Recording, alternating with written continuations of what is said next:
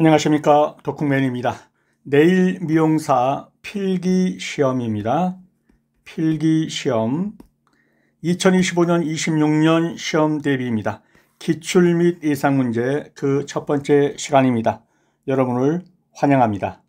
문제로 들어가기 전에 먼저 약간의 인트로를 살펴보고 들어가도록 하겠습니다.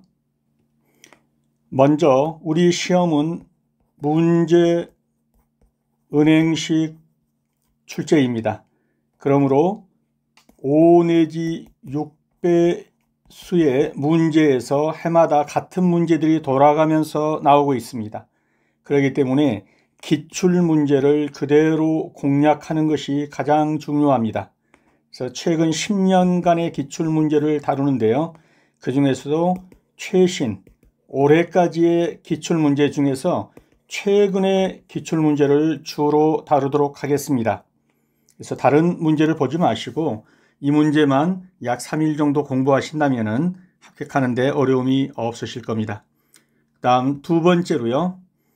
먼저는 이와 같이 단답형으로 한번 보신 다음에 다시 사지선다형으로 확실하게 정답을 고르는 법으로 그렇게 진행을 하도록 하겠습니다.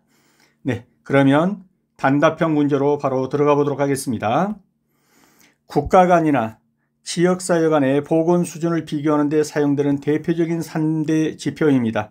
영아 사망률, 비대 사망지수, 평균 수명입니다.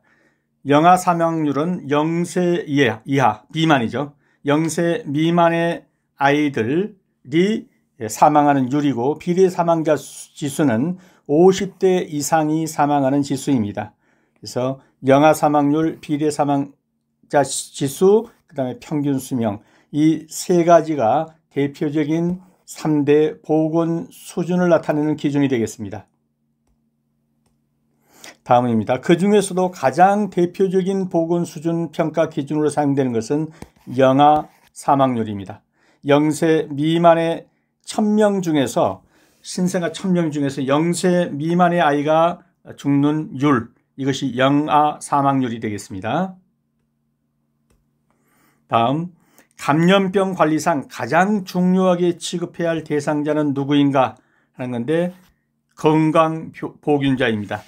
건강보균자란 병원치를 보유하고는 있지만 임상 증상이 보이지 않아서 건강해 보이는 보균자입니다. 그래서 겉으로 보기에는 멀쩡한데 내재적으로 병원균을 보유하고 있기 때문에 위험한 겁니다. 그래서 가장 위험한 사람은 건강보균자가 되겠습니다. 다음입니다. 자력으로 의료 문제를 해결할 수 없는 생활무능력자 및 저소득층을 대상으로 공적으로 의료를 보장하는 제도, 의료보호입니다. 의료보험이 아니죠. 의료보호입니다. 그래서 옛날에는 생활보호대상자라고 그러는데 지금은 이제 저소득층, 이렇게 말을 하죠. 그래서 저소득층의, 즉 생활무능력자나 저소득층을 대상으로 공적으로 의료를 보장하는 제도를 의료보호라고 합니다. 의복에서 함기량이 가장 높은 것은 함기량, 공기를 머금고 있는 양이죠. 가장 높은 것은 모피입니다. 모피와 모직의 차이는, 모피는 털이 붙어 있는 동물의 가죽과 털을 다 이용하는 것, 이것이 모피입니다. 모직은요, 모직은 양이나 염소나 알파카 등에서 깎아낸 뭐만 이용한다? 털만 이용하는 것, 이것이 모직입니다. 그래서 모피는 가죽과 털을 다 이용하는 것이고, 털이 붙어 있는 채로의 가죽 전체를 이용하니까요. 모직은 털만 이용하는 것이고요. 의복의 함기량 순서는 모피가 가장 함기량이 높고 그 다음에 모직, 무명, 견직, 마직의 순서가 되겠습니다. 다음, 우리나라에서 발생하는 암 중 사망률이 가장 높은 것은 폐암입니다. 다른 암으로는 잘 죽지 않죠. 다른 암이 걸렸어도 계속 연명을 하다가 마지막에는 폐암으로 돌아가서 죽기 때문에 가장 사망률이 높습니다. 그래서 발생하는 암 중에서 마지막은 숨을 못 쉬어 죽는 거죠. 폐암으로 돌아서서 죽기 때문에 폐암이 가장 사망률이 높다, 그렇게 보시면 되겠습니다. 사회보험, 사회보험의 종류는 산재보험, 연금보험, 고용보험, 건강보험이 있는데요. 의료급여는 사회적 약자의 의료를 보호하는 공적 부조이기 때문에 사회보험이 아니다. 그래서 의료보조 또는 의료급여는 사회보험이 아닙니다. 다음 B형 간염에 대해서 보겠습니다.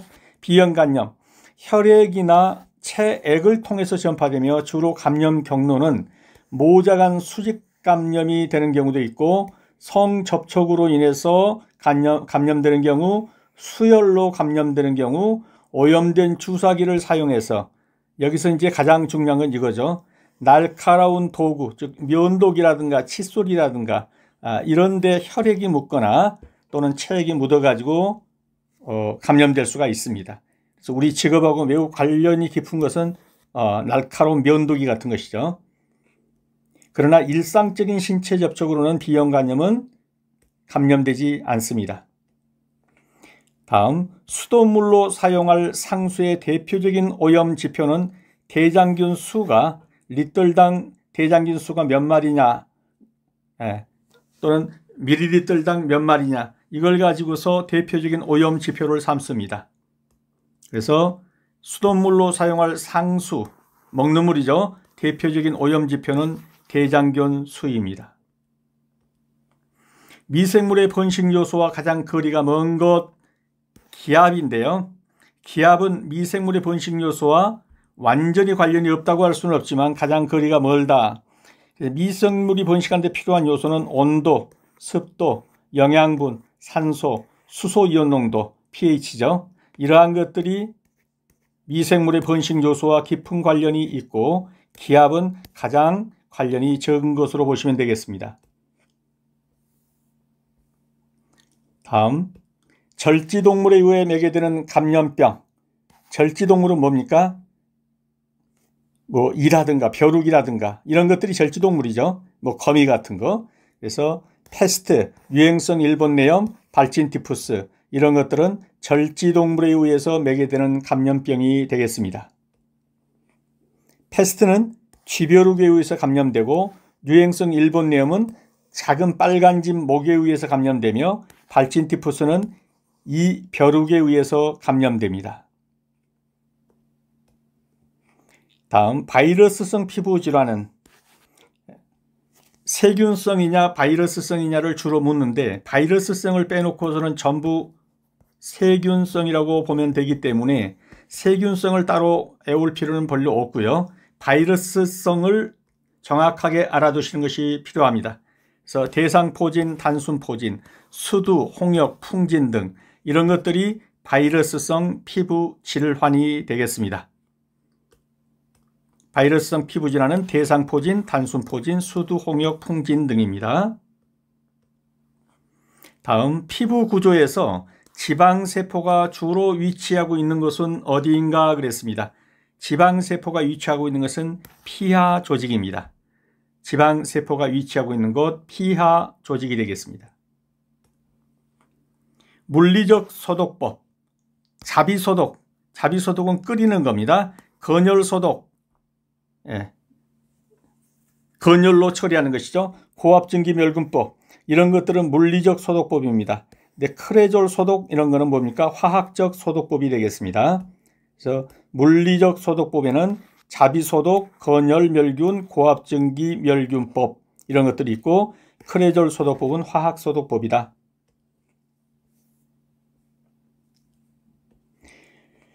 부족하면 피부가 건조해지고 세균에 쉽게 감염되며 야맹증의 증상이 나타난다. 야맹증 그러면 비타민 A죠. 그래서 피부 건조, 세균에 쉽게 감염되고 야맹증, 비타민 A가 되겠습니다.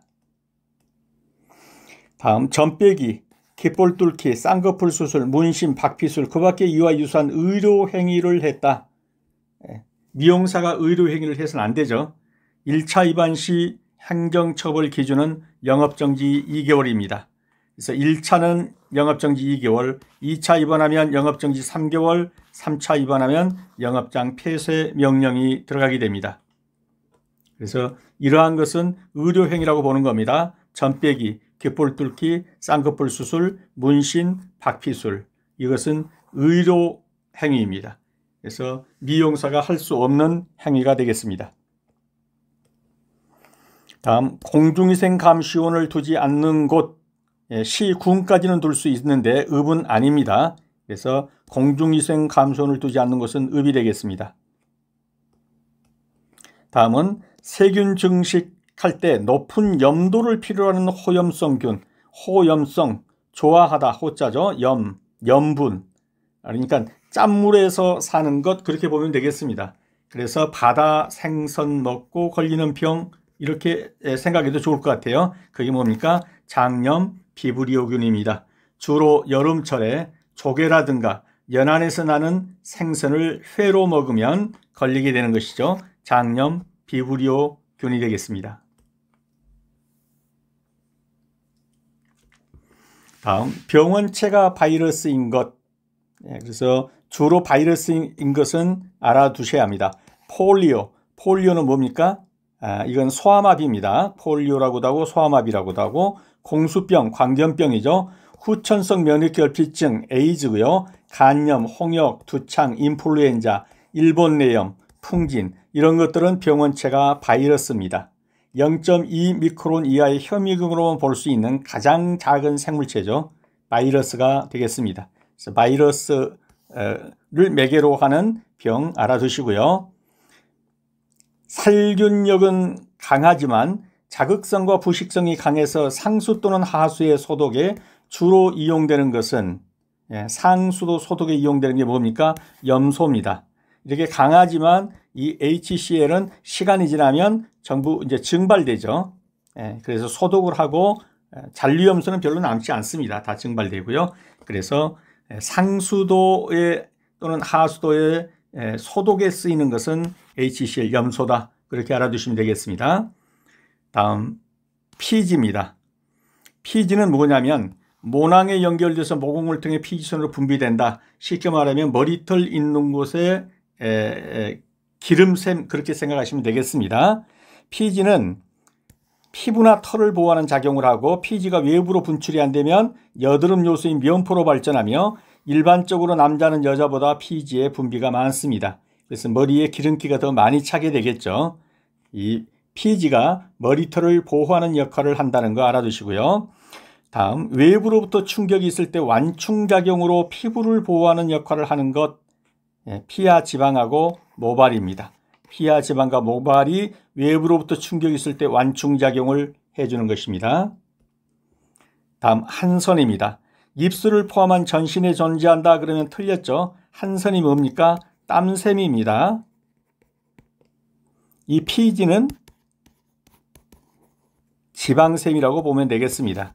여기로는 지방이, 머리털 이 지방이 나오는 것이고, 한선은 땀이 나오는 샘입니다. 입술에는 땀이 안 나죠. 입술에는 한선 땀샘이 없습니다. 다음, 임용사 면허를 취득할 수 없는 자는, 이 부분도 확실하게 알아두셔야 합니다. 임용사 면허를 취득할 수 없는 경우 피성년 후견인이라 함은 종전에 한정치산자 또는 금치산자, 그래서 자기 스스로 법률행위를 할 수 없는 사람, 이 사람들을 피성년 후견인이라죠. 이 사람들은 임용사 면허를 취득할 수 없습니다. 정신질환자, 감염병 환자, 약물 중독자, 그 중에서도 마약 중독자는 임용사 면허를 취득할 수 없습니다. 그 다음 자주 나오는 문제입니다. 면허가 취소된 이후 1년이 경과되지 않은 자는 임용사 면허를 취득할 수 없습니다. 그럼 면허가 취소된 후에 1년이 경과되었다, 1년이 지났다, 그러면 임용사 면허를 취득할 수 있다, 없다? 있다. 1년이 경과되지 아니한 자가 취득할 수 없으니까 1년이 넘으면 취득할 수 있습니다. 사마귀의 원인은, 사마귀가 바이러스가 감염원입니다.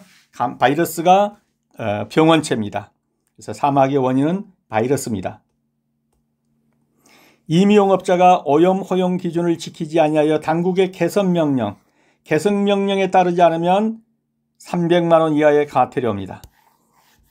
300만 원 이하의 과태료에 처하는 것은 첫째, 개선명령을 위반한 자, 두 번째, 필요한 보고를 하지 않으신 분, 그 다음에 관계공무원의 출입검사 기타 조치를 거부하거나 방해하거나 기피한 자, 이러한 사람들은 300만 원 이하의 과태료에 처해지게 됩니다.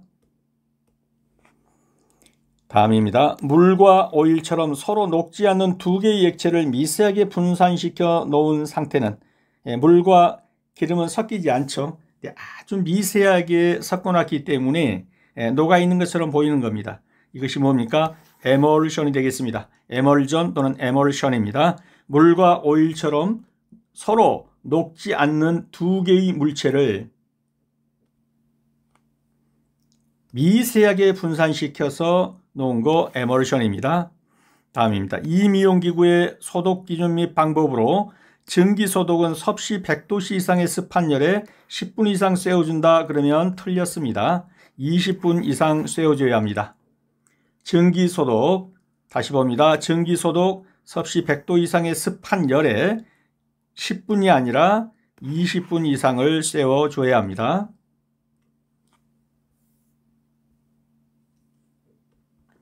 다음입니다. 네일의 성장 속도입니다. 소지의 손톱이 가장 빠르게 자란다 그러면 틀렸습니다. 중지의 손톱이 가장 빠르게 자라게 됩니다. 중지의 손톱이 가장 빠르게 자랍니다. 첫째가 엄지, 둘째가 검지, 요게 중지, 그 다음에 약지, 소지, 이게 새끼손가락이죠. 그래서 이 중지가 가장 손톱이 빠르게 자랍니다. 다음, 하이포니키움이 무엇이냐? 네일 매트리스를 보호하는 역할을 한다 그러면 틀렸습니다. 네일 매트리스를 보호하는 역할을 하는 것은 에포니키움입니다. 조금 이따 그림으로 볼 텐데요. 제가 잘 못 그리니까 양해해 주시고요.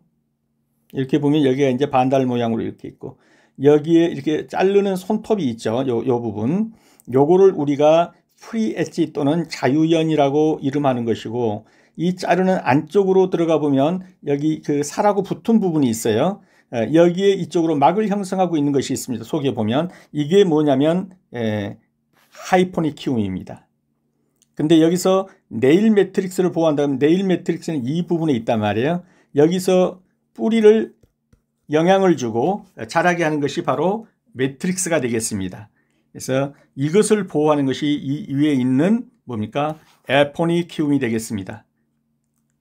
그래서 자세한 것은 나중에 이제 그림을 보면서 한번 할 텐데요. 하이포니키움에서 매트릭스를 보호하는 역할을 한다 그러면 틀린 거라는 거죠. 에포니키움이 매트릭스를 보호하는 역할을 한다.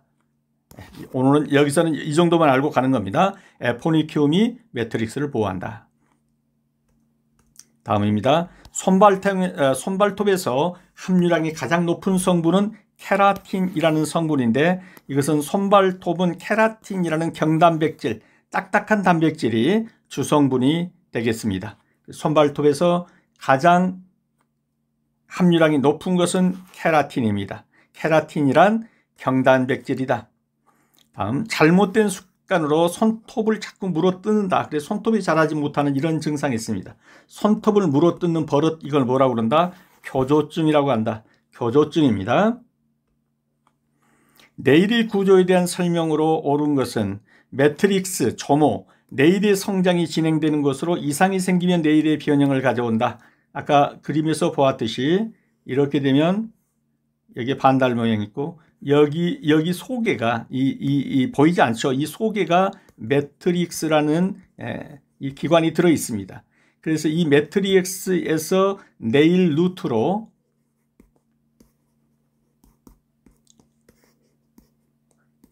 여러 가지 물질들을 공급해 가지고 여기에서 손톱이 자라게 하는 겁니다. 그래서 네일의 성장이 진행되는 것으로 이상이 생기면 네일의 변형을 가져오는 거 매트릭스 또는 조모라고 하는 것입니다.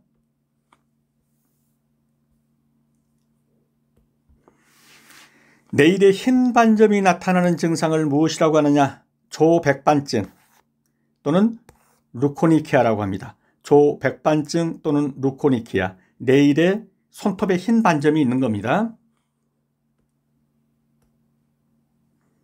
발바닥의 근육을 무엇이라고 합니까? 족척근이라고 합니다. 족척근.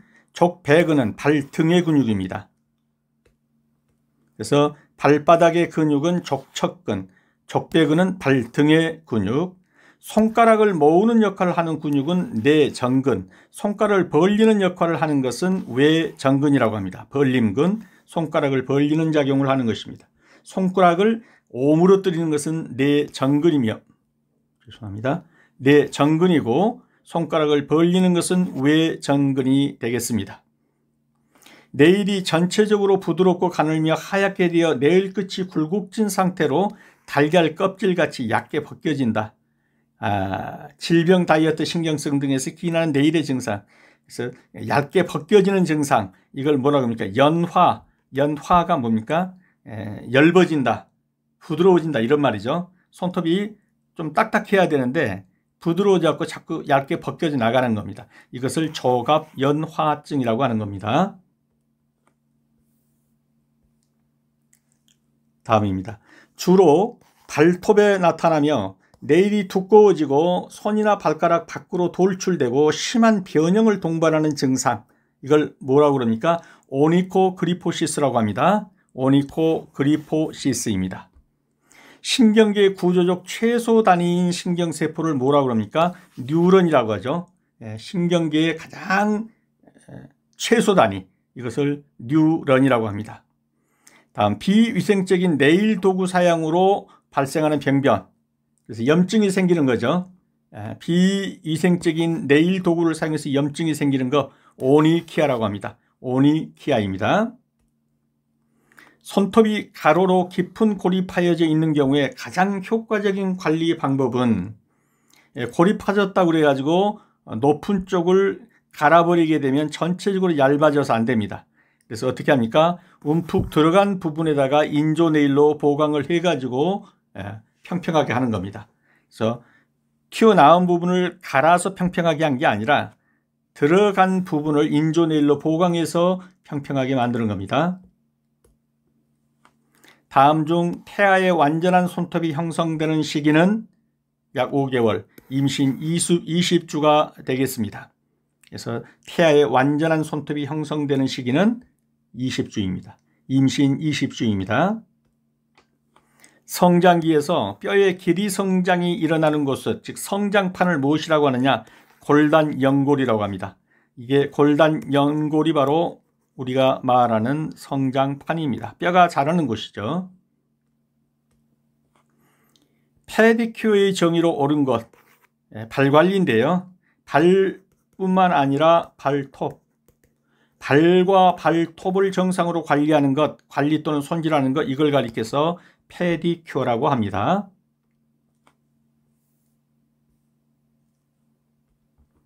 다음입니다. 화장실, 하수, 쓰레기통 소독에 가장 적절한 것은 무엇인가? 생석회입니다. 분변이라든가 이런 것들을 소독하는 것이 생석회입니다. 다음, 경화 후 젤 표면에 남아있는 끈적임을 제거하는 네일 미용 재료는, 그렇죠, 젤 클렌저입니다. 젤이 남아있으니까 이걸 닦아버리는 거죠. 젤 클렌저가 되겠습니다. 네일 도구 중 일회용으로 사용해야 하는 것은 일회용입니다. 한 번 쓰고 버리는 겁니다. 콘커트의 면도날, 오렌지 우드 스틱, 이런 건 아시겠죠? 근데 토세플레이트, 이것도 일회용입니다.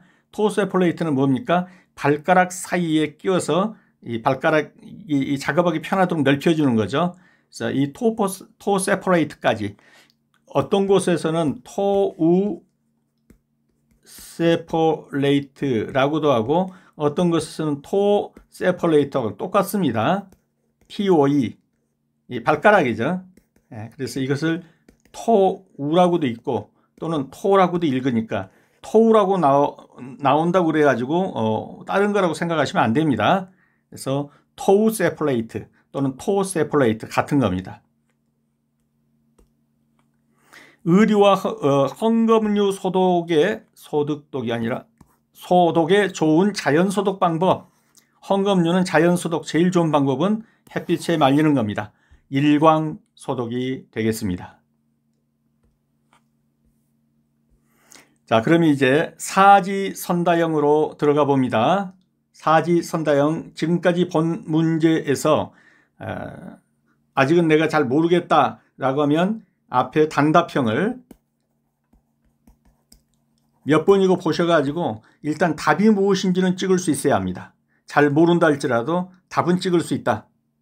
그게 되면 이제 와서 사지선다형에서 답을 찍어 보셔야 합니다.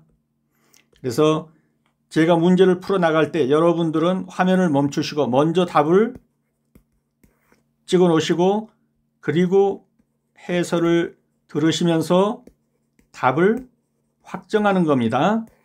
반드시 이 순서로 해 주셔야 3일 정도면 합격권에 완전히 들어갈 수 있게 됩니다. 꼭 이 순서를 갖춰 주시기 바랍니다.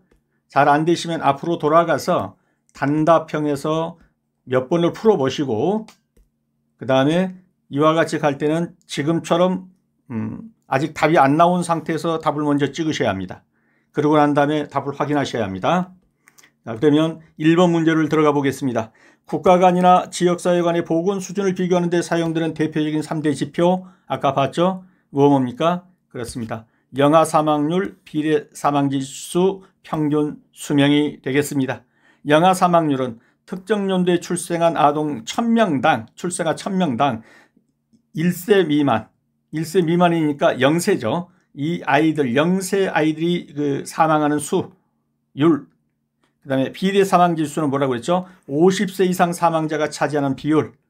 그래서 3대 지표 그러면 영아 사망률, 비례 사망지수, 평균 수명이 되겠습니다. 정답 확인합니다.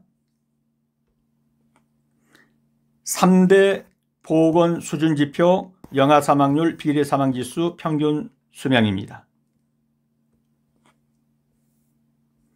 다음 중 가장 대표적인 보건 수준 평가 기준으로 사용되는 것은 그 중에서도 가장 대표적인 보건 수준 하나를 꼽으라 그러면 뭐라고 그랬습니까? 정답 찾으셨죠? 네, 영아 사망률이 되겠습니다.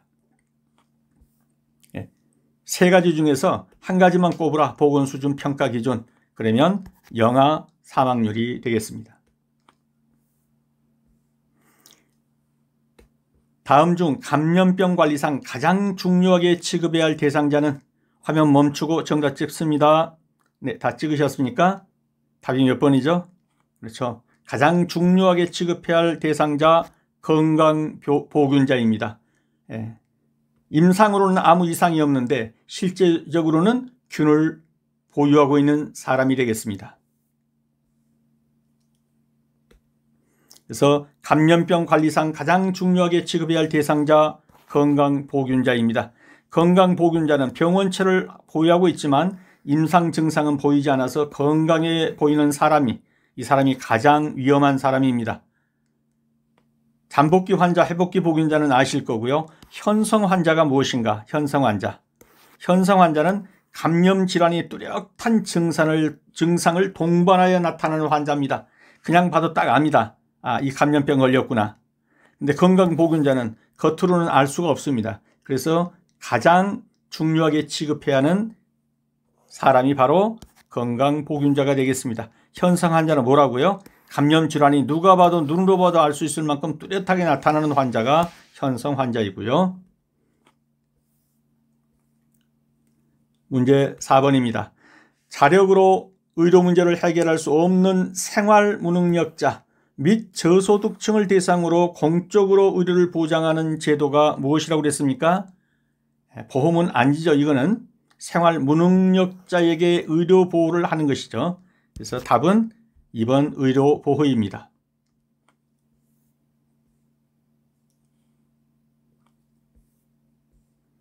5번입니다. 의복에서 함기량이 가장 높은 것은 아까 봤었죠? 네, 멈추시고 답을 찍어 보십시오. 답은 몇 번입니까? 네, 공기를 함유하고 있는 양이 가장 높은 것은 무엇이다고요? 네, 모피죠.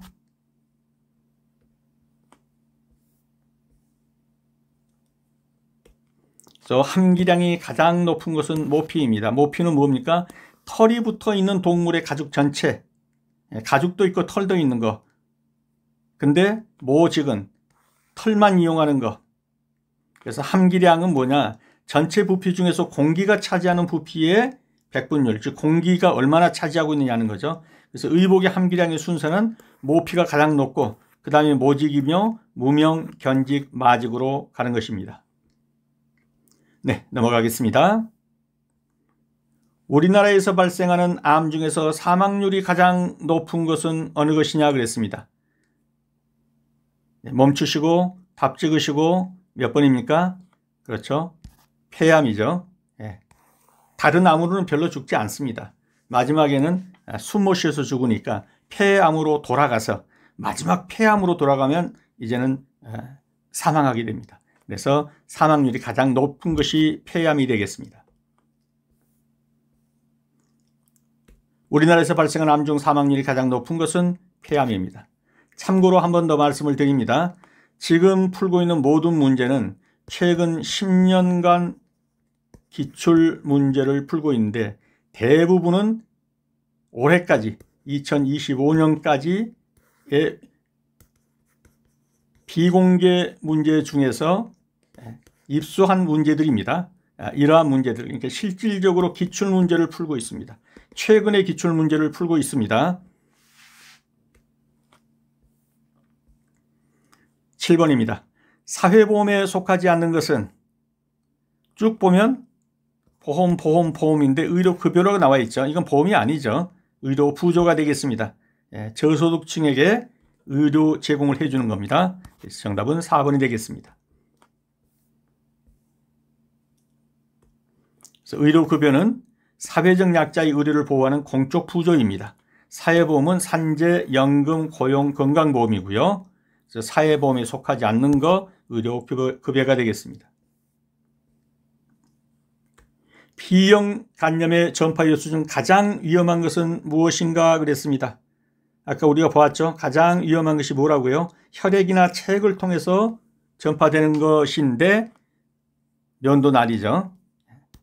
그래서 환자의 이 혈액 같은 것이 묻어있는 상태에서 다른 사람에게 사용했을 때 B형 간염을 옮기게 되겠습니다.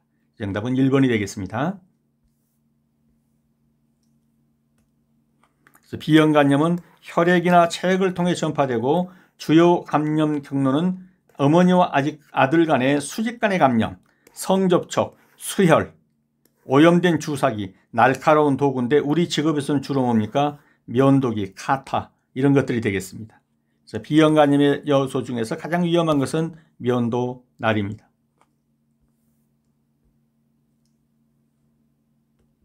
수돗물로 사용할 상수의 대표적인 오염 지표가 뭐라고 그랬습니까? 뭐를 가지고 오염 지표로 삼다고 그랬죠? 그렇죠. 대장균 수입니다.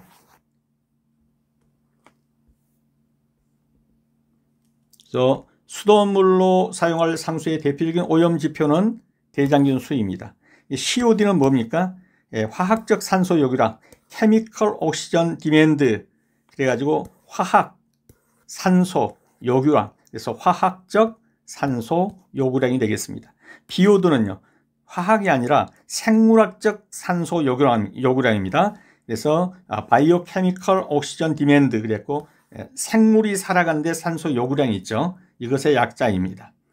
증발 잔류량은 시료를 증발시켰을 때 남는 고용물 총량이 되겠습니다.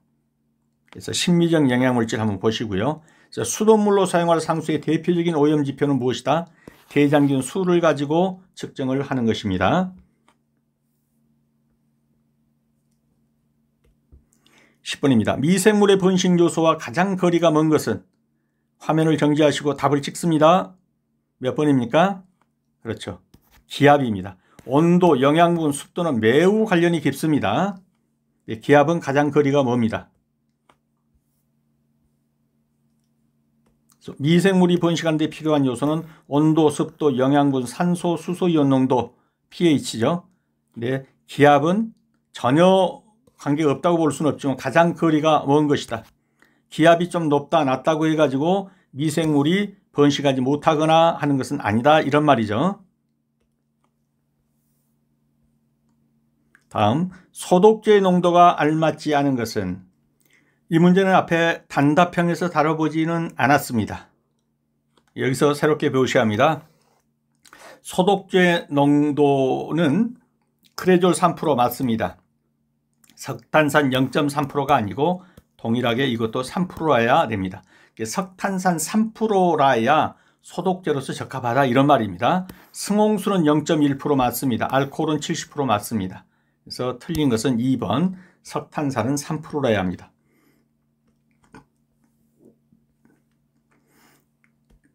그래서 소독제의 농도는 석탄산 0.3%가 아니라 3%입니다. 다음, 절지동물에 의해 매개되는 감염병이 아닌 것은 그랬습니다. 절지동물에 의해서 매개되는 감염병, 패스트, 유행성 일본염, 발진티푸스 전부 다 이것은 뭡니까? 절지동물에서 매개되는 것이죠. 아닌 것은 탄저가 되겠습니다.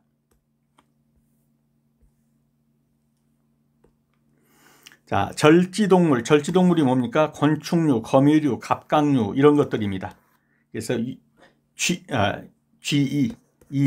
벼룩, 거미 이런 것들이 절지동물이 되겠습니다. 탄저는 주로 초식동물, 소, 말, 양 등 또는 돼지 등에 의해서 감염되는 것이 탄저입니다. 패스트는 쥐벼룩에 의해서 감염됩니다. 유행성 일본뇌염은 작은 빨간집 모기에 의해서 감염됩니다. 발진티푸스는 이 벼룩에 의해서 감염됩니다. 그래서 이 패스트와 유행성 일본뇌염, 발진티푸스는 절지동물에 의해서 곤충이나 절지동물에 의해서 매개되고 탄저는 주로 초식동물이나 돼지에 의해서 감염되는 것입니다. 다음, 바이러스성 피부 질환은 그래서 아까 본 것처럼 바이러스성 피부 질환은 단순 포진, 대상 포진 이런 것들이 바이러스성 피부 질환이죠. 그래서 여기서 보면 단순 포진이 되겠습니다.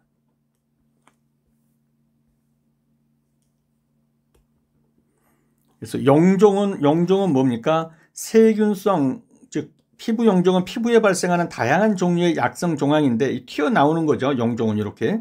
대표적으로 쥐적 같은 겁니다. 표피낭종, 지방종 이런 것이 용종이 되겠습니다.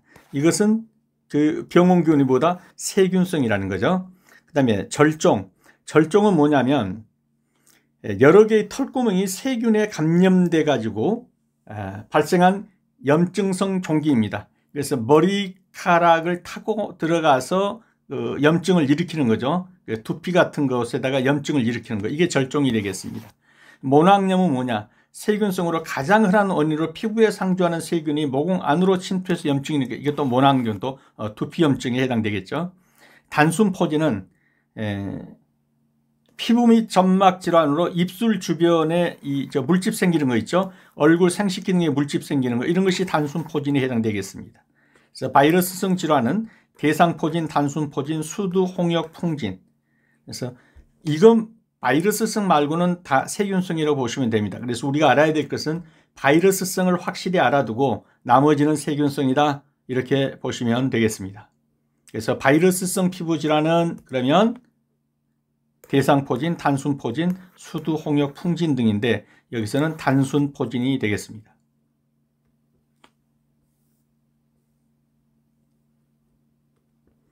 14번입니다. 피부 구조에서 지방세포가 주로 위치하고 있는 것은 어디냐 그랬습니다.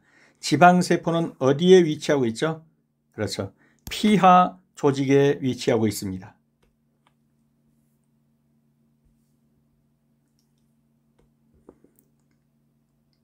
이제 그림을 보면서 피하 조직이 어디인지를 한번 보겠는데요. 지금 보시는 이것들이 이제 머리카락이라든가 털이죠. 이 털이 깊이 들어가면 여기에 이제 모낭까지 들어가게 됩니다. 그리고 여기에는 한선, 땀샘이 있고요. 그리고 피지선이 이 모낭 위에 존재한다고 보시면 되겠고요. 이 부분이 표피입니다. 그 다음에 진피가 있고 마지막으로 가장 깊은 곳에 피하 조직이 있습니다. 여기가 바로 이제 지방질이 존재하는 곳입니다. 그래서 지방세포는 어디에 있습니까? 요 깊은 곳 피하 조직에 있습니다. 정답은 2번이 되겠습니다. 이 그림 한번 보시고 이해해 두시기 바랍니다.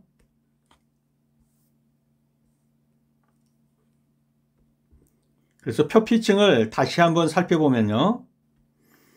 이 표피층만인데 표피층의 구조가 이렇게 되어 있다는 거예요. 그럼 아까 보시는 것처럼 표피층이 어딘지를 다시 한번 보고 넘어가 볼게요. 이 부분입니다. 이 부분만을 다시 확대해서 보는 겁니다. 이 표피층에 해당되는 부분만을. 그리고 여기가 진피죠. 그러면 여기서 다시 넘어가서 한번 보시면, 자, 여기가 지금 표피고 보았던 여기가 진피란 말이에요. 그래서 이 표피층을 확대해서 보니까 이렇게 생겼다는 거예요. 맨 위에 보면 각질층입니다. 뭐 발바닥 같은 데도 보면 각질층이 있잖아요. 그 속에가 투명층입니다. 각질층 그리고 투명층. 각질층은 벗겨내거나 해도 아프지 않죠. 신경이 안 통하는 부분이죠.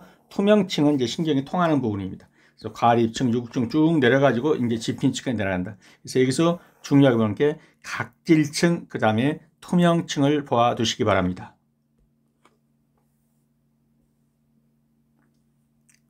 다음입니다. 물리적 소독법에 속하지 않는 것. 자, 화면 멈추고 정답 찍어봅니다.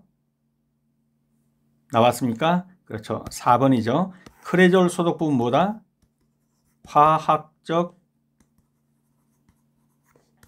소독법입니다. 이거는 전부 물리적 소독법이다. 자비 소독법은 뭐라고 그랬죠? 끓여서 소독하는 것. 이것은 건조된 열로 고압 증기로 소독하는 것입니다. 그래서 자비 소독법은 거의 우리가 쓰지 않는 건데 이것이 이제 일본말을 갖다 차용한 겁니다. 그래서 이게 끓일 삶을 자자이다 끓일 비자입니다. 그래서 삶고 끓이고 하는 거예요. 그래서 자비 소독법 그러면 끓여서 소독하는 거구나.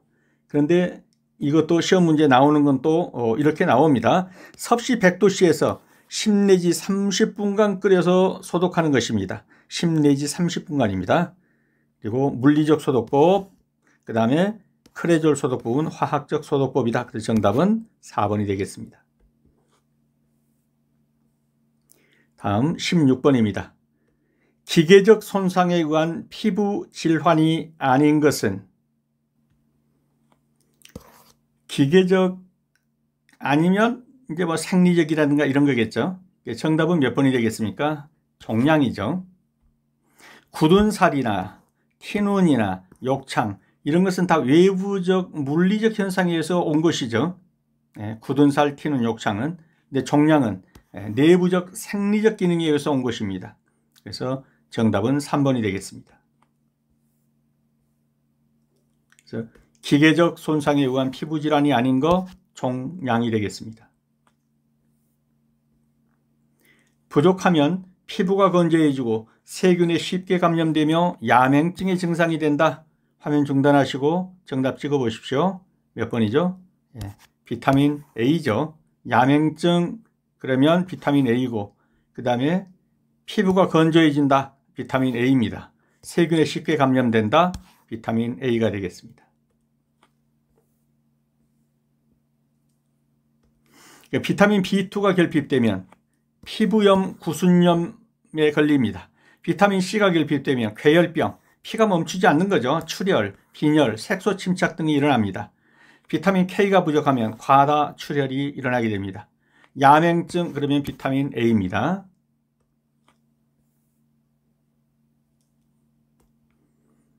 전빼기, 귓볼 뚫기, 쌍꺼풀 수술, 문신, 박피술 그 밖에 이와 유사한 의료 행위를 했다. 1차 위반 시 행정처벌 기존. 이런 것은 의료 행위이기 때문에 어떻게 된다고요? 임용사가 할 수 있다 없다? 없습니다. 하게 되면 행정처벌이 들어오게 됩니다. 행정처벌은 1차 위반하면 영업정지 2개월, 2차 위반하면 영업정지 3개월, 3차 위반하면 영업장 폐쇄. 그래서 1차 위반, 2차 위반, 3차 위반도 함께 알아두시면 좋습니다. 이거는 1차는 영업정지 2개월, 2차는 영업정지 3개월, 3차는 영업장 폐쇄 명령. 문 닫으란 얘기죠. 그래서 1차니까 2개월이 되겠습니다. 점 빼기 이런 거는 의료행위다 하게 되면 1차의 영업정지 2개월, 2차까지 위반하면 3개월, 마지막에는 폐쇄명령까지 들어가게 됩니다. 공중위생 감시원을 두지 않는 곳. 화면 멈추시고 정답 찍어 보십시오. 그렇죠. 읍이죠. 예. 특광시 군까지는 둡니다. 근데 읍은 두지 않습니다. 그래서 공중위생 감시원을 두지 않는 곳은 특광시 도시군까지는 두는데 구까지 두죠. 읍은 두지 않습니다. 세균 증식 시 높은 염도. 그러니까 쉽게 말하면 바닷물에서도 사는 균 이렇게 보시면 되겠습니다. 호염성 균이다.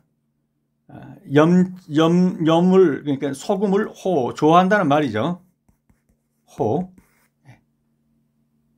뭐죠? 장염 비브리균이다. 그래서 여름철에 생선에 먹으면 장염 비브리균에 걸릴 수 있습니다. 익혀서 먹어야 합니다. 여름에.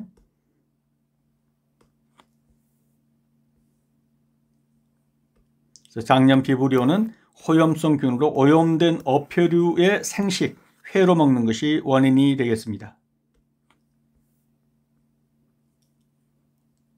다음 질병 중 병원체가 세균인 것은, 그러니까 바이러스만 확실히 알아두면 세균은 그냥 나온다고 그랬죠. 여기서 바이러스는 간염 바이러스, 폴리오, 소아마비 바이러스, 풍진, 이것도 뭡니까? 바이러스, 디프테리아가 세균이 되겠죠. 그래서 정답은 3번이 되겠습니다. 그래서 디프테리아는 세균이, 즉 박테리아가 병원체가 되겠습니다. 그래서 바이러스를 확실히 알아둔다. 폴리오, 소아마비, 공수병, 광견병이죠. 후천성 면역결핍증, 에이즈, 간염, 홍역, 두창, 인플루엔자, 일본 내염, 풍진, 이것이 바이러스가 병원체가 되겠습니다. 22번입니다. 살균력은 강하지만 자극성과 부식성이 강해서 상수, 먹는 물이죠. 하수의 소독에 주로 이용되는 거, 화면 정지하시고 정답 찍어 보시고요. 정답은요, 4번 염소가 되겠습니다.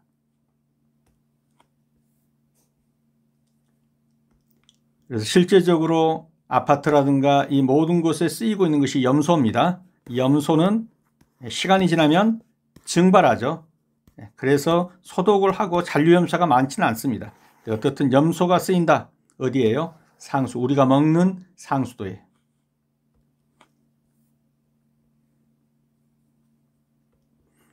(23번입니다) 피지에 대한 설명으로 틀린 것은 피지가 외부로 분출이 안 되면 여드름 요소인 면포로 발전합니다.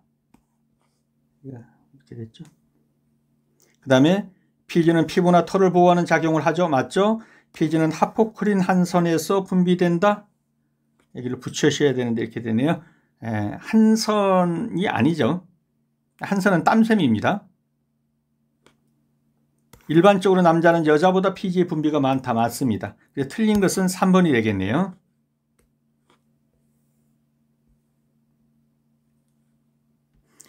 여기서 그림에서 보시면 피지가 어디에서 어떻게 분비되는가 한번 보십시오. 여기가 모낭입니다. 이 털의 맨 끝이죠. 요 바로 위에 여기가 지방을 분비하는 피지선이 여기에 있습니다. 그래서 이 모공을 통해서 뭐랍니까?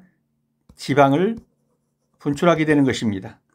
이렇게 해서 이제 머리에 뭐 기름기가 찬다든가 이런 것이 이제 되는 거죠. 그래서 모낭 윗부분에 위치하고 있다. 피지선이. 그 다음에 이제 한선은 땀샘으로 따로 됩니다. 그래서 여기서 가지 않고 여기서 보다시피 땀샘은 따로 분포되어서 나가게 되겠습니다.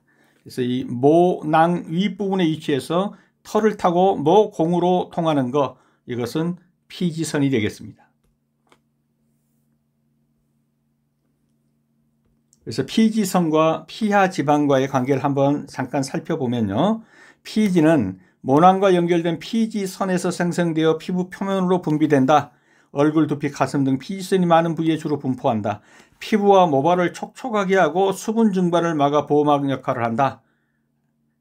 그리고 이런 작용. 그 다음에 피하 지방은 피부의 가장 깊숙한 층인 피하 조직에 존재하며 진피와 근육 사이에 위치한다. 에너지를 저장하고 체온을 조절한다. 지방세포로 이루어진 지방 조직이다. 그래서 피지와 피하, 지방이 같은 게 아닙니다. 예, 피지는 아까 보았듯이 다시 한번 봅니다.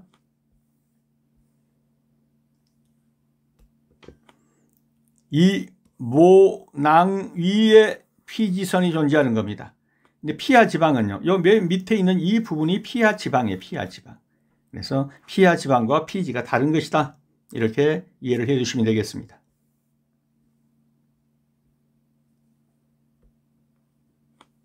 요거 떨어졌는데 이렇게 붙이셔야 합니다. 이 한선은 땀샘입니다. 한선, 땀 한자죠. 땀샘입니다. 그래서 피지는 모낭에 연결되어서 모공을 통해서 피지선으로 지방, 즉 기름기를 배출하는 거예요.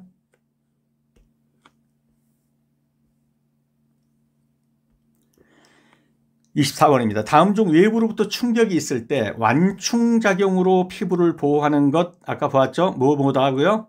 예, 피하 지방과 모발이 되겠습니다. 정답은 3번입니다. 그래서 한선과 피지선은 피부에서 각각 한선은 땀, 피지선은 피지를 분비하는 기관, 지방이죠. 한선, 땀샘은 땀을 분비해 체온을 조절하고 피지선은 기름샘이에요. 피지를 분비해 피부와 모발을 보호합니다. 유연성을 부여합니다. 이 두 분비물이 합쳐져서 피부 표면에 천연 보호막인 피지막을 형성합니다. 이 완충작용을 하는 것은 피하 지방과 모발이고요. 지금 이제 여기에 나오기 때문에 본 것은 한선과 피지선을 여기에 설명을 해드렸습니다.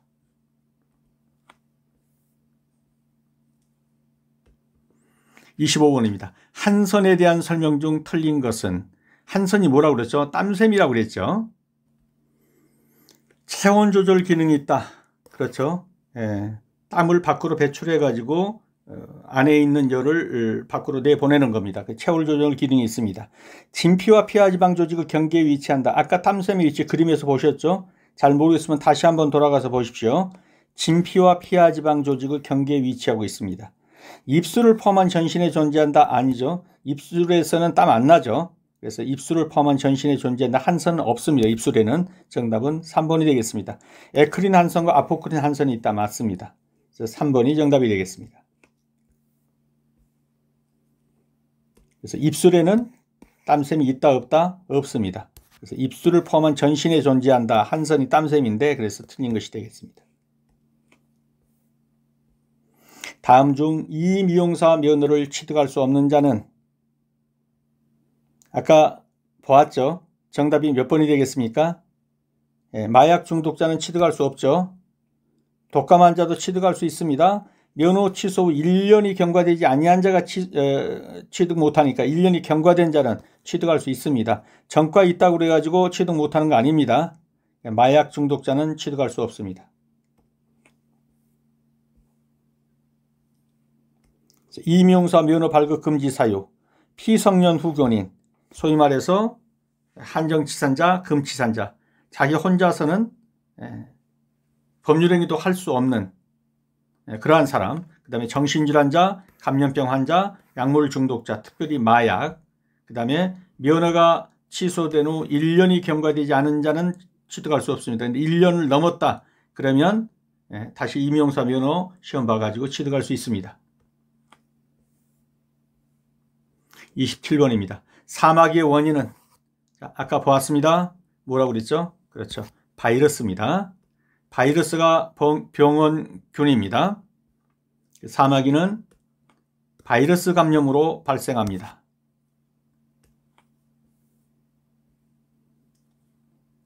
이 미용업자가 허용 기준을 지키지 아니해 당국의 개선 명령을 따르지 않았습니다. 개선 명령을 따르지 않으면 벌칙사항은요, 네, 300만 원 이하의 과태료죠. 개선 명령을 따르지 않으면 300만 원 이하의 과태료가 되겠습니다. 그래서 300만 원 이하의 과태료에 들어가는 게 몇 개 있었죠. 개선명령 위반한 자, 필요한 보고를 하지 않은 자, 관계공무원이 출입이나 검사, 기타 조치를 거부하고 방해하거나 기피한 자. 관계공무원이 조사 나왔는데 문 닫아버리고 안 열어준다든가 조사에 응하지 않는다든가 이런 경우에는 300만 원 이하의 과태료에 들어가게 됩니다. 29번입니다.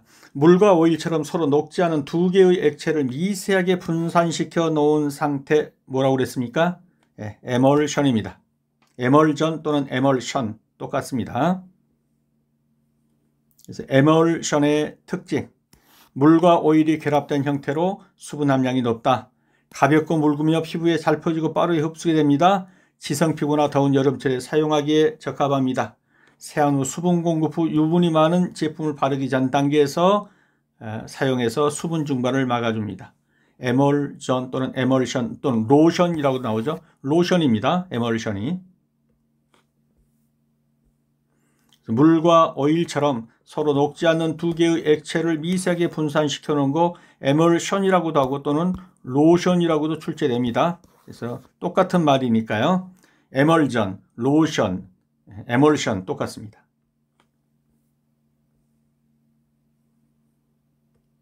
기미가 생기는 원인으로 가장 거리가 먼 것은 정신적 불안, 비타민C 과다, 내분비 기능장애, 질이 좋지 않은 화장품의 사용. 비타민C를 많이 먹는다고 그래가지고 기미가 생기지는 않습니다. 색소 침체 이런 게 오히려 방지가 되죠. 그래서 기미가 생기는 원인으로 거리가 먼 것은 비타민C를 과다하게 먹어도 전부 소변으로 배출돼 버리죠. 근데 정신적 불안이나 내분비 기능 장애가 있거나 질이 좋지 않은 화장품을 사용하거나 그러면 기미가 생길 수 있습니다. 그래서 정답은 비타민C 과다는 기미가 생기는 원인과 거리가 멀다.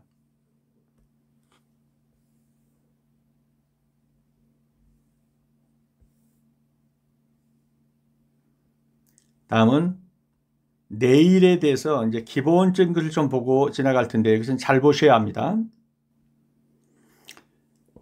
이 손톱 또는 발톱, 이 네일의 그림들이 상당히 좀 조잡합니다. 그래서 그 영어 원문 쪽으로 가져왔으니까요. 뭐 그러려냐고 좀 봐주시기 바랍니다. 여기서 익히는 대로 익히고 나중에 계속해서 문제가 나오게 되기 때문에 이제 단답형 문제라든가 이런 데 좀 더 깊이 보도록 하겠습니다. 조체, 네일 플레이트라고도 하고 또 어떤 곳에서는 네일 보디, 바디, 보디 뭐 똑같은 네일 보디라고도 합니다. 네일 플레이트, 네일 보디, 조체 이런 말로 쓰입니다. 그게 어디냐면은 이 손톱 요거 있잖아요. 요거 전체 요것을 가리켜서 네일 보디라고 그러는 거예요. 또는 네일 플레이트라고 합니다. 손톱의 본체로 눈에 보이는 단단하고 투명한 것 여러 개의 각질 세포로 구성되어 있고 신경은 없다. 죄송합니다. 녹화 도중에 끊어져서요. 어디까지 했는지도 이어서 한번 해보도록 하겠습니다. 조체, 네일 플레이트라는 것이 이 본체, 네일 바디라고도 하죠. 그 다음에 자유연. 자유연은 여기 이제 손톱을 깎아서 그런데 여기 안 깎았다고 보면 이렇게 손톱을 깎는 부분이 있죠. 요 깎는 부분. 이 깎을 수 있는 부분, 요 부분이 자유연 또는 프리 엣지 또는 프리 에지. 엣지가 이 끝부분이라는 얘기죠. 손톱을 잘라내는 끝 부분, 요 부분이 이제 자유연이 되겠고요. 이 자유연과 요 본체와의 사이에 이렇게 요거 이제 이 엘로우 라인이라고 그러죠. 이것을 엘로우 라인이라고 하고요. 다음에 이 부분이 여기 보이시나요? 이 부분이 뭐냐 하면은 큐티클입니다. 주로 가장 많이 손질하는 곳이죠. 그래서 이 각질처럼 나와 있는 요 부분이 큐티클이 되겠습니다. 그 다음에 이 반달 모양으로 생긴 요 부분 있죠. 반달 모양으로 생긴 거. 요것이 루눌라가 되겠습니다. 루눌라. 요 반달 모양으로 생긴 하얀 부분이 있지 않습니까? 이게 루눌라가 되겠습니다. 그리고 이것이 손톱이라고 이렇게 하면은 이 손톱의 맨 끝부분에서 성장하거나 하는 것이 매트릭스가 되는 거예요. 이 매트릭스가 여기서는 안 나와 있지만 네일 루트, 이 뿌리죠. 그래서 이 네일의 뿌리, 이 부분을 밀어주면서 손톱이 자라게 하는 겁니다. 그 다음에 이 손톱의 끝부분 요 밑에 가면 여기 닿는 부분 있죠. 이 부분이 하이포니키움입니다. 하이포니키움.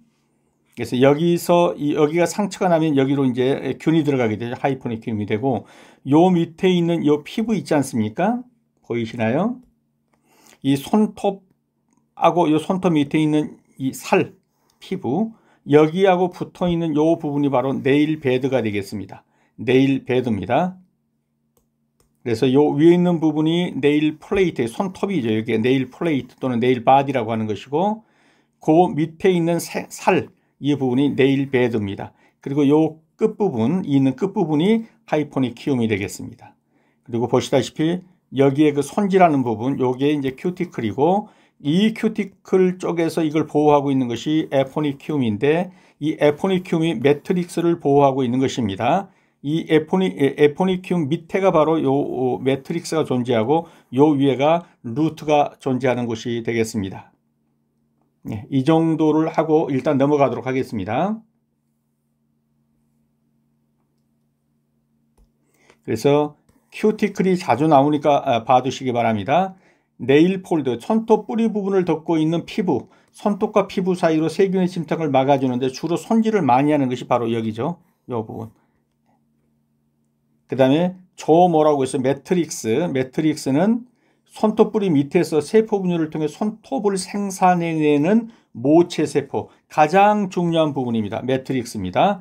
그 다음에 하이포니키움 여기죠. 요 부분이에요. 요 부분. 손톱의 끝부분, 자유연 아래에 있는 피부로 손톱이 피부와 분리되는 것을 보호하는 역할을 해주는 것입니다. 자, 이제 31번이 되겠습니다. 손발톱이 없어지는 오니콥토시스의 원인과 가장 거리가 먼 것은 손발톱이 점점점 없어져 버립니다. 매도, 고열, 약물의 부작용 등으로 인해 발생할 수 있습니다. 맞습니다. 네일 매트릭스가 일시적으로 정지돼요. 이게 그 성장판과 같은 거예요. 근데 여기에 정지되어 버려서 네일 보디와 연결이 끊어져 버렸습니다. 그러면은 이렇게 없어지는 이제 공유가 생길 수 있겠죠. 오니콥토시스가. 맞습니다. 네일 폴드의 염증으로 네일 베드의 일부가 소실되거나 심한 외상으로 인해 발생한다. 아까 네일 베드가 어디인지 봤죠. 그 부분에 소실되거나 외상이 있게 되면은 손발톱이 없어지는 증상이 나온다. 네일의 멜라닌 색소 증가 및 색소 침착으로 발생한다. 이걸로는 네일이 없어지지는 않습니다. 그래서 아까 매트릭스가 어디인지, 그 다음에 네일 베드가 어디인지를 다시 한번 더 보도록 하겠습니다.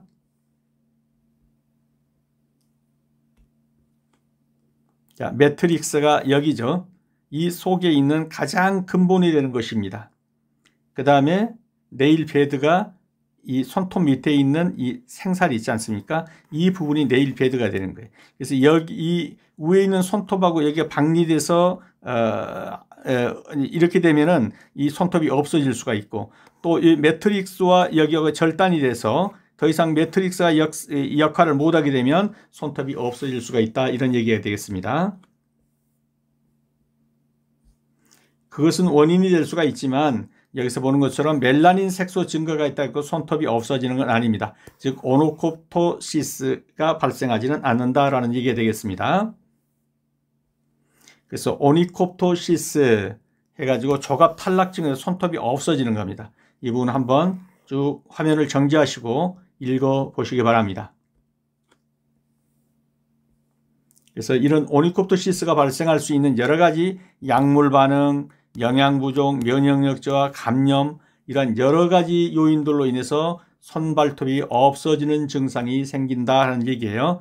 이 질병에서는 고열, 홍역, 성홍열 이런 심한 열병을 앓으면, 또 매독에 걸리면, 갑상선 질환이 있을 때, 외상으로 강한 충격, 과격한 운동 이런 것들이 있을 때 오니콥토시스, 즉 손발톱이 없어지는 그러한 현상이 나타날 수 있다 하는 얘기입니다. 그래서 손발톱이 없어지는 오니콥토시스의 원인과 가장 거리가 먼 것은 그러면 멜라닌 색소 증가 및 색소 침착으로 인해 발생한다는 것은 틀렸고 거리가 먼 것이죠.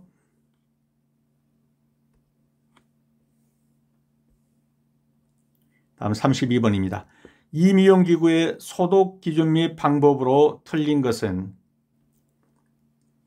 전기소독, 섭씨 100도씨 이상의 습한열에 10분 이상, 10분이 아니라고 그랬죠. 20분 이상 쐬어준다. 그래야 맞습니다. 그래서 틀린 것은 1번이 되겠고요.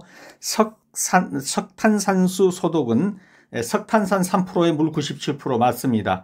열탕 소독은 섭도 100도씨 이상에서 10분 이상, 열탕 소독은 10분 이상이면 됩니다. 그런데 전기 소독은 20분 이상이라 해야 되는 거죠. 크레졸수, 크레졸 3%에 물 97%, 10분 이상 맞습니다. 그래서 적어도 정답은 찍을 수 있어야 합니다. 전기 소독은 100도씨 이상에서 몇 분 이상이라고요? 습한열에 20분 이상. 그래서 정답은 1번이 되겠습니다. 전기소독은 섭씨 100도씨 이상 습한열에 10분이 아니라 20분 이상 쐬어줘야 합니다. 33번입니다. 네일보디의 시작점에서 자라나는 피부로 매트릭스를 보호하는 역할을 하며 큐티클 위를 덮고 있는 피부는 매트릭스를 보호한다. 그러면 이건 뭡니까? 에포니큐움입니다. 그래서 손톱이 좀 더 그림으로 보겠지만 반달이 있고요.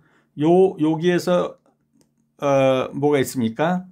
우리가 이제 손톱을 손질하는데 요 바로 뒤에가 여기 에포니큐움이 있는 거예요. 요 에포니큐움 속에가 뭐가 들어있냐면 이 매트릭스가 들어있다는 거예요. 이 매트릭스가 모든 신경세포와 또는 영양물질을 공급해 주는 겁니다. 뿌리에다가, 루트에다가, 네일 루트에다가. 그래서 가장 중요한 것이 바로 매트릭스입니다. 이 매트릭스를 보호하는 것이 에포니큐움입니다. 상조피라고 하죠. 정답은 1번이 되겠습니다. 다시 한번 그림으로 보면요. 에포니큐움이 이 부분입니다. 여기 있죠. 그러니까 큐티클 바로 뒤에 있는 거. 큐티클은 우리가 일반적으로 손질하는 부분이지 않습니까? 그 바로 뒤에 있으면서 요 밑에는 뭐가 있냐면은 바로 요 매트릭스가 있는 거예요. 이 매트릭스가. 이 매트릭스 바로 앞에가 뭐가 있냐면 루트가 있는 거예요. 네일 루트가. 뿌리가 있는 거예요. 이 뿌리에다 영양 공급하고 신경을 전달하고 하는 모든 것이 다 매트릭스에 이루어지는 거예요. 이 매트릭스를 보호하는 위에가 있는 이 부분이 뭡니까? 에포니큐움이라는 거예요. 그래서 매트릭스를 보호한다 그러면 에포니큐움이 되겠습니다. 34번입니다. 네일의 성장 속도로 틀린 것은 소지의 손톱이 가장 빠르게 자란다. 아까 우리가 답을 봤죠. 이 부분이 틀렸죠. 가장 빨리 자라는 그 손톱은 뭐라고 그랬죠? 중지라고 그랬죠. 중지. 그 다음에 여성보다 남성의 성장 속도가 더 빠르다. 맞습니다. 손톱은 하루에 0.1에서 0.15mm 정도 자란다. 맞습니다. 발톱의 성장 속도는 손톱의 2분의 1 정도로 늦다. 손톱이 발톱보다 훨씬 더 빨리 자라죠. 맞습니다. 그래서 소지의 손톱이 가장 빠르다. 즉 새끼손가락이 가장 빠르게 자란다가 아니라 중지가 가장 빠르게 자랍니다. 그래서 손가락의 위치도 알아두셔야 합니다. 엄지 또는 대지라고 하죠. 여기 집게 손가락 또는 검지라고 합니다. 그 다음에 여기가 중지가 되겠습니다. 가운데 손가락이고요. 이것이 약지가 됩니다. 또는 무명지라고도 합니다. 요 새끼손가락 요걸 소지라고 합니다. 그래서 가장 빠르게 자라는 것보다 중지다. 가장 빠르게 자라는 거 요 중지가 가장 빠르게 자란다. 그래서 손톱의 네일의 성장 속도 소지가 아니라 중지의 손톱이 가장 빠르게 자랍니다.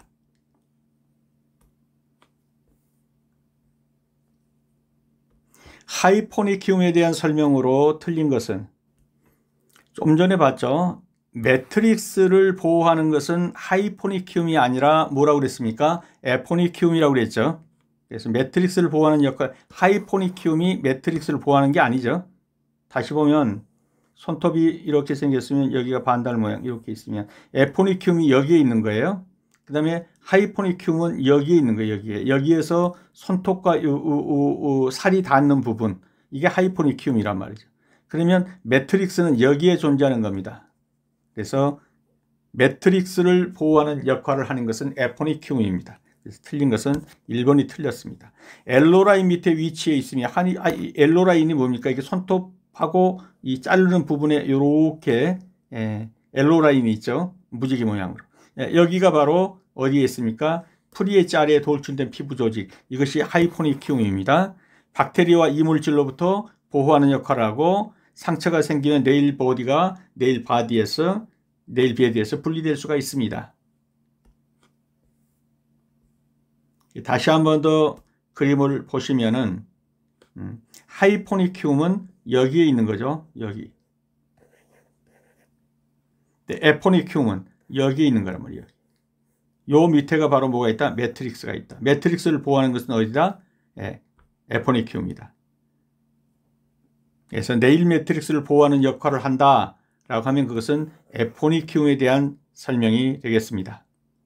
하이포니큐움은 엘로라인이 바로 요거란 말이고 여기에 있는 요거 엘로라인. 이 엘로라인 밑에 위치해서 이 손톱하고 이 살하고 붙어 있는 거. 이게 만약에 상처를 입게 되면은 아주 뭡니까? 이제 여기 들고 일어나는 거죠.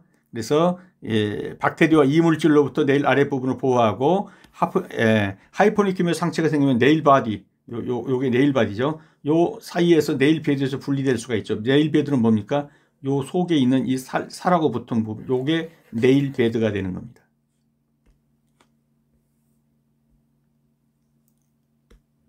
(36번입니다) 손발톱에서 함유량이 가장 높은 성분은 뭐라고 그랬죠? 케라틴. 고체화된 단백질입니다. 그래서 경단백질, 굳은 단백질이죠. 케라틴입니다. 잘못된 습관으로 손발톱을 물어뜯는다. 손톱 물어뜯는 습관 뭐라고 그랬죠? 교조증이라고 합니다. 조갑비대증은 네일이 비정상적으로 두꺼워지는 거, 이게 조갑비대증. 위축증은 적어지는 거, 감소하는 거. 감입증은 네일의 양쪽 옆면이 살 속으로 파고 들어가는 거, 이게 조갑감입증이라고 합니다.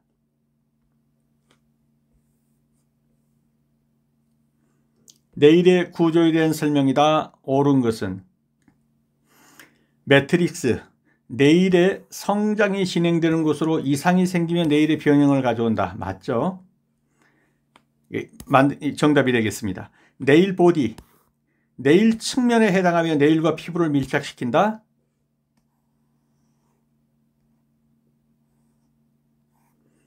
네일 바디가 뭡니까? 이거란 거죠.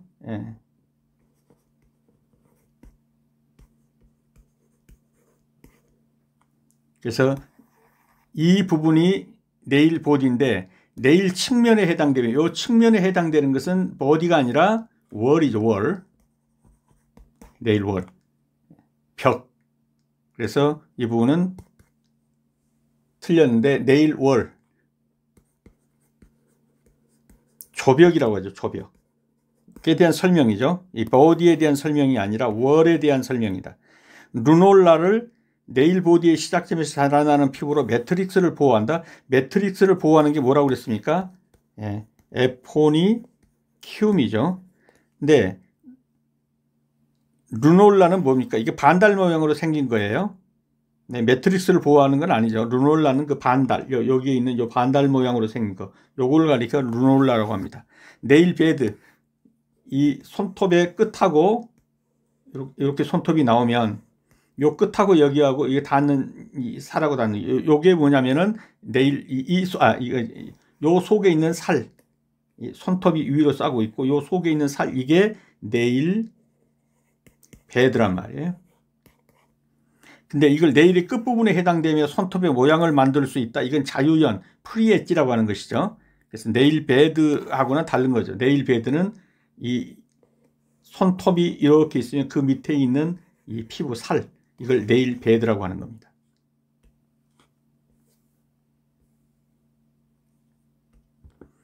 그래서 보면 네일의 구조에서 매트릭스는 네일의 성장이 진행되는 곳으로 이상이 생기면 변형을 가져온다. 맞고요. 네일 보디를 네일 측면에 해당하면 네일과 피부를 밀착시킨다. 네일 측면에 해당하면 네일과 피부를 밀착시키는 것은 네일 보디가 아니라 네일 월, 조벽이다. 그 다음에 루놀라를 보디의 시작점에 자라는 피부로 매트릭스를 보호한다. 이건 루놀라가 아니라 뭐다? 에포니키움이다. 네일 베드를 네일의 끝부분에 해당되면 손톱의 모양을 만들 수 있다. 요 잘라내는 거죠. 우리가 손톱과 낄 때 잘라내는 거. 또 그 부분으로 이제 모양을 꾸미는 거죠. 이게 뭐냐면 프리 엣지 또는 자유연이라고 하는 겁니다.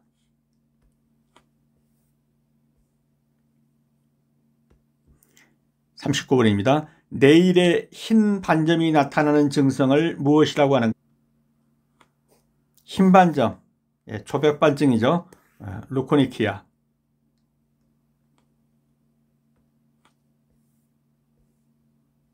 네일에 흰 반점이 나타나는 증상, 조백반증, 루코니키아입니다.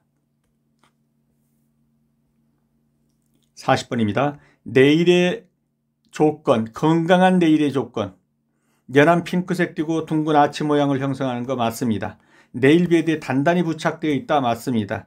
세균의 침범이 있고 진균의 감염이 없어야 한다. 틀렸죠. 어디가 틀렸나요? 세균의 침범이 있으면 안 되죠.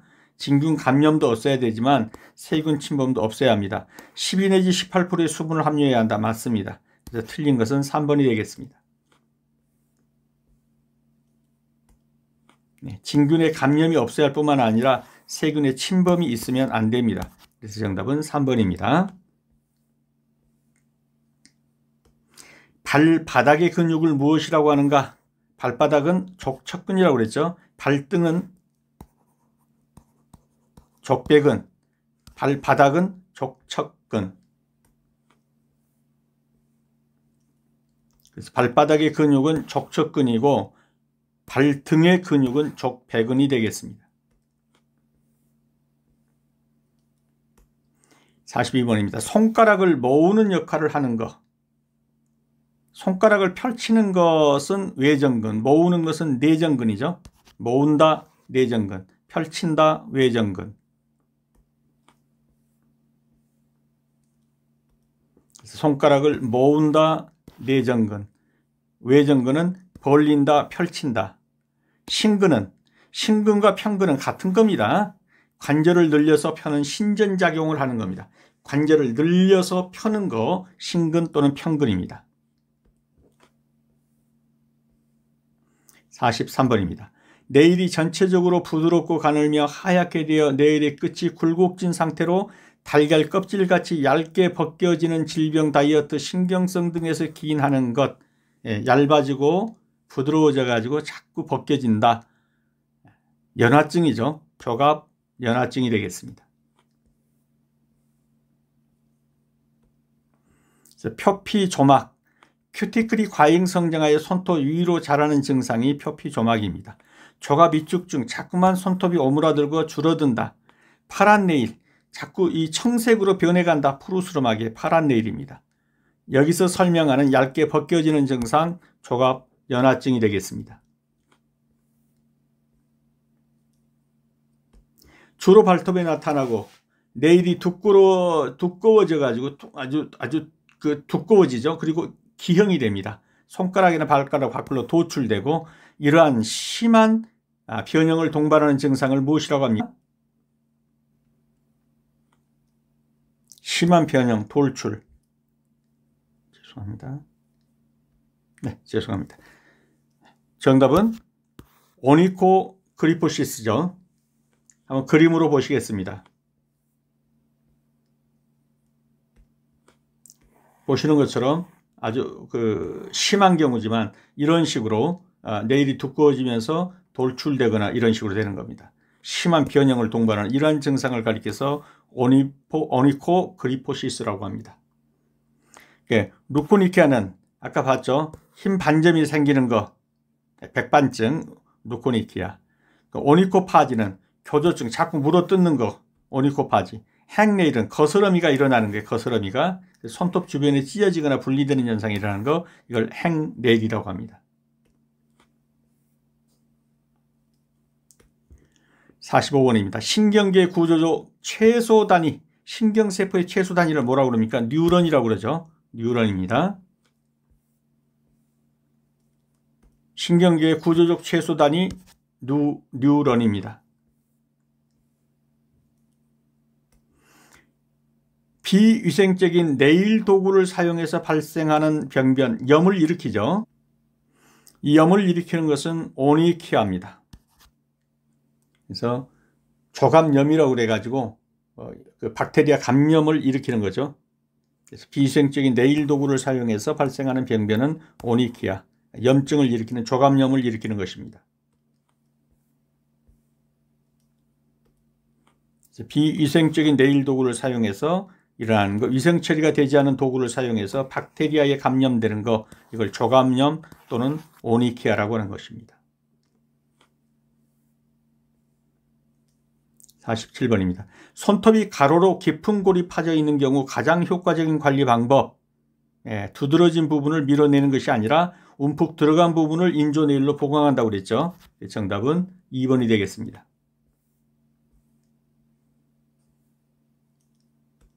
깊은 골이 파여 있는 경우에는 돌출된 부분을 네일 파일로 제거하게 되면 네일이 얇아질 수 있기 때문에 주의해야 합니다. 깊은 굴곡은 강화제를 사용하기보다는 굴곡진 부분에 골이 파져 있는 부분을 인조 네일로 보강하는 것이 가장 효과적입니다.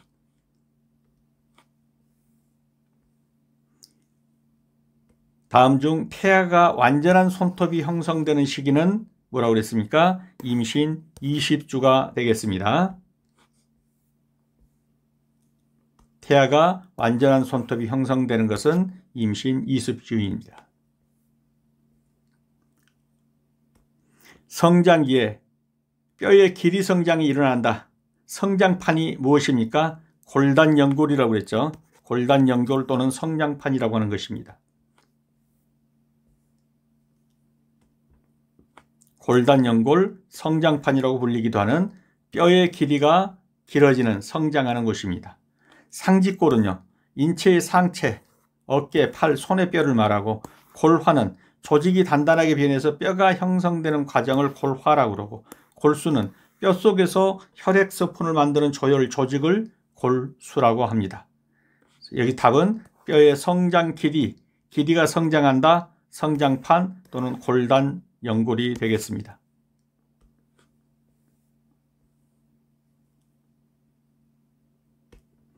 큐티클 정리 시 유의사항으로 가장 적합한 것은 큐티클 푸셔는 90도의 각도를 유지해 준다. 에포니큐의 밑부분까지 깨끗하게 정리한다. 큐티클은 외관상 지저분한 부분만을 정리한다. 에포니큐과 큐티클 부분은 힘을 주어 밀어준다. 정답은 몇 번입니까? 그렇죠. 큐티클은 외관상 지저분한 부분만 정리해 주지 그 이상을 가게 되면 어려움을 당하게 됩니다. 큐티클이 바로 이 부분, 그 손톱 정리할 때 해주는 요 나와 있는 각질 부분 같은 거죠. 여기 큐티클인데 너무 많이 들어가게 되면 염증을 일으키게 됩니다. 그리고 에포니큐움에 문제가 되게 되면 바로 그 밑에 있는 매트릭스까지 염증 유발할 수가 있게 되면 손톱 전체가 이제 문제가 되게 돼요. 그래서 에포니큐움의 밑부분까지 깨끗하게 정리한다, 이런 건 안 돼요.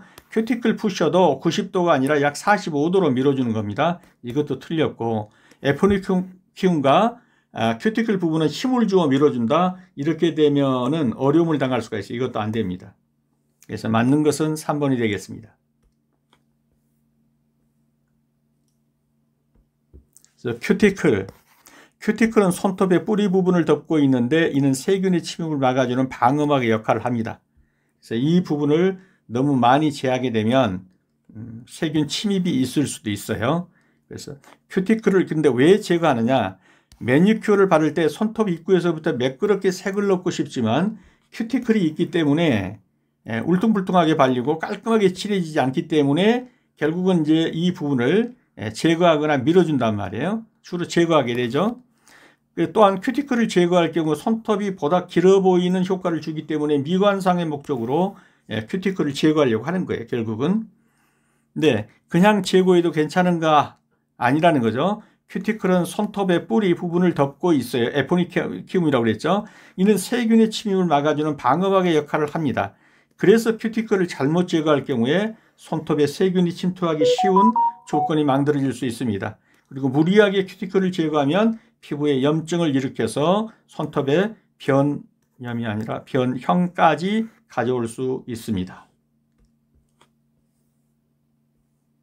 그래서 큐티클을 정리할 때 큐티클 쿠션은 45도 정도 각도를 유지하고 에포니큐움의 밑부분까지 깨끗하게 정리한다가 아니라 출혈 발생의 위험이 있기 때문에 에포니큐움 밑부분까지 깊게 자르면 안 됩니다.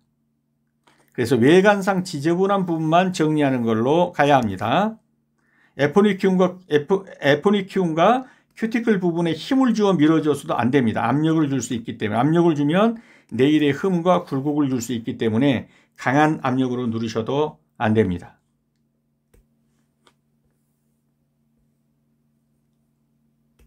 다음, 매트릭스에 대한 설명으로 옳은 것은, 이 매트릭스가 손톱에서 가장 중요하다고 그랬죠. 영양소를 공급하고 신경을 전달하고 모든 것을 하는 것은 매트릭스입니다. 네, 네일 베드를 보호하는 기능을 한다. 네일 베드가 뭡니까? 손톱이 이렇게 있으면 요 밑에 있는 살, 요걸 네일 베드라고 하죠. 이 네일 베드를 보호하는 것은 위에 바디, 이 손톱이 하고 있죠. 네일 베드를 보호하는 기능을 한다 그러면 요거는 네일 바디에 해당되고요. 보디 또는 뭐 바디, 플레이트 이런 말을 쓰니까 네일 보디를 받쳐주는 역할, 보디를 받쳐주는 역할하는 거 바로 여기죠. 네일 베드죠. 요거는 네일 베드가 되고, 모세혈관 림프 신경 조직이 있는 거 바로 이것이 매트릭스입니다. 모세혈관이 있고, 그러니까 여기서 피를 통하죠. 림프 신경 조직이 있고 영양도 배분시켜주고. 그래서 매트릭스가 가장 중요하다. 정답은 3번이 되겠고요. 손톱이 자라기 시작하는 곳이다. 요건 네일 루트에 대한 설명입니다. 그래서 매트릭스에 대한 설명은 3번이 되겠습니다. 그래서 네일 매트릭스 가장 중요하니까 또 한번 봅니다. 손톱과 발톱이 만들어지는 중요한 조직, 손발톱 뿌리 바로 밑에, 네일 루트 바로 밑에 있습니다. 그래서 네일 루트에다가 뿌리에다가 영양분 공급, 신경, 또 혈액 다 공급하는 게 매트릭스가 하는 겁니다. 그래서 새로운 손톱도 만들어냅니다. 위치는 손발톱 뿌리, 즉 네일 루트 아래에 있습니다. 풍부한 조직, 네일 매트릭스는 모세혈관, 림프, 신경 조직이 풍부하게 분포하고 있어서 손발톱 생성에 필요한 영양분과 신호, 신경을 다 거기서 공급합니다. 그래서 매트릭스의 주요 기능입니다. 가장 중요한 게 매트릭스라고 그랬습니다. 손발톱을 생성하고 자라게 하고 빠져도 다시 나게 하는 것 전부 다 매트릭스가 하는 겁니다. 심지어는 손발톱의 폭과 두께까지 다 결정하는 것이 매트릭스입니다. 그래서 매트릭스는 어디에 있다? 여기에 있다. 요 바로 위에가 뭐가 있다? 루트가 있다. 여기다가 영양분하고 혈액 등을 다 공급해 주는 것은 매트릭스다. 이 매트릭스를 위에서 보호하고 있는 것이 에포니큐움이다. 그 매트릭스에는 모세혈관, 림프, 신경 조직들이 있다. 네일 베드를 보호하는 기능은 매트릭스가 아니라 네일 베드를, 네일 베드가 뭡니까? 요 부분 있죠. 요 부분 보이십니까? 요 생살 부분, 요게 네일 베드란 말이죠. 네일 베드. 요걸 보호하는 것은 요 위에 있는 보디가 되겠죠. 죄송합니다.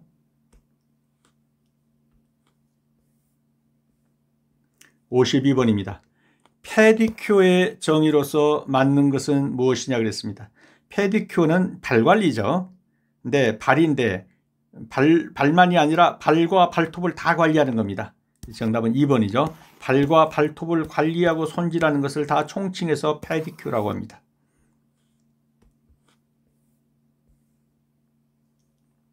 페디큐어는 발과 발톱을 다듬고 케어하며 아름답게 꾸미는 것을 말하고 발톱 형태의 다듬기, 큐티클 정리, 마사지, 컬러링 등의 총체적인 발관리, 그래서 발과 발톱을 다 관리하는 거, 이것을 페디큐어라고 합니다. 다음 중 페디큐어 재료가 아닌 것은 자, 발 관리하는데 핑거볼은 뭡니까? 이 손가락 닦는 거죠. 그래서 2번은 아니고요. 토 세퍼레이트. 그래서 토우 세퍼레이트라고도 하고 토 세퍼레이트 한다고 그랬죠. 왜냐하면 TOE 이게 이제 발가락이니까요. 그래서 발가락 분리기. 그다음에 큐티클 리퍼, 큐티클 푸셔 그림으로 한번 볼게요. 그래서 패티큐어 재료가 아닌 것은 그러면 이 핑거볼은 이 손 관리할 때 쓰는 거니까 2번이 되겠죠. 그래서 토 세퍼레이트 이렇게 발가락 사이에 끼워서 이 세퍼레이트 분리시켜 준단 말이죠. 이게 토 세퍼레이트. 그다음에 큐티클 리퍼 지금 보시는 것처럼 손질하는 요게 리퍼가 되겠죠. 그다음에 큐티클 푸셔 요 밀어주는 거죠. 요 푸셔입니다. 그래서 큐티클 푸셔 사용 방법도 여기다 적어놨으니까 한번 읽어보시기 바랍니다. 그래서 페디큐어 재료가 아닌 것은 핑거볼이죠. 핑거볼은 손을 담그는 용기이기 때문에 페디큐어 작업 시에는 이 핑거볼이 쓰인 게 아니라 뭐가 쓰이죠? 조교기를 써야 되는 거죠. 그래서 핑거볼이니까 틀렸습니다. 화장실, 하수 쓰레기통 소독에 가장 적절한 거 뭐 쓴다고 그랬습니까? 네, 생석회 씁니다. 하수, 분변, 쓰레기통 가장 널리 쓰이는 거 생석회입니다. 경화 후 젤 표면에 남아있는 끈적임을 제거하는 거 젤을 없애요. 젤 클렌저죠. 정답은 1번이 되겠습니다. 젤 표면에 남아있는 끈적임을 제거하니까 젤 클렌저가 되겠죠. 네일 도구 중 일회용으로 사용해야 하는 거 아까도 봤지만 토 세퍼레이트 일회용이죠. 3번이 되겠습니다.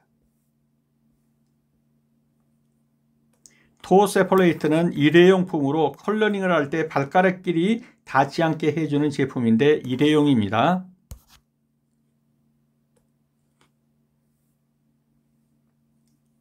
(57번입니다) 의류와 헝겊류 소독의 가장 좋은 자연 소독 방법은 뭐라고 그랬습니까? 햇빛에 쪼이는 것이다. 일광 소독이 되겠습니다.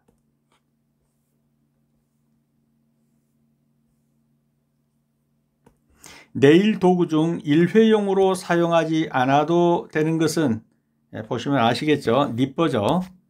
면도날, 우드스틱, 세퍼레이트 이건 다 일회용입니다.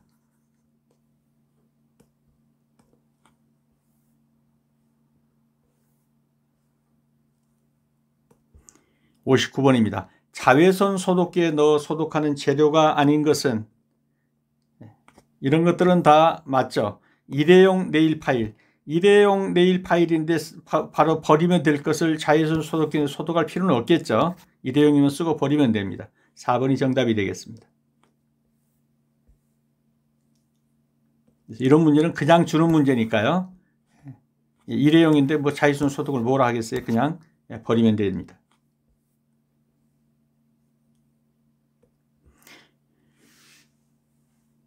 인조 네일을 보수하는 이유로 틀리는 것은 이것도 그냥 주는 문제죠.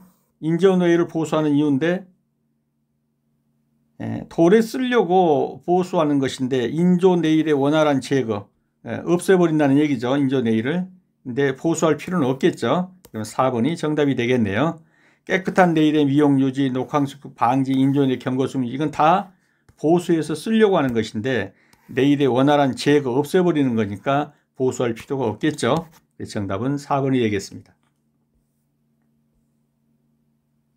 인조 네일을 보수하는 이유로 틀린 거 원활한 제거는 그냥 제거하면 됩니다.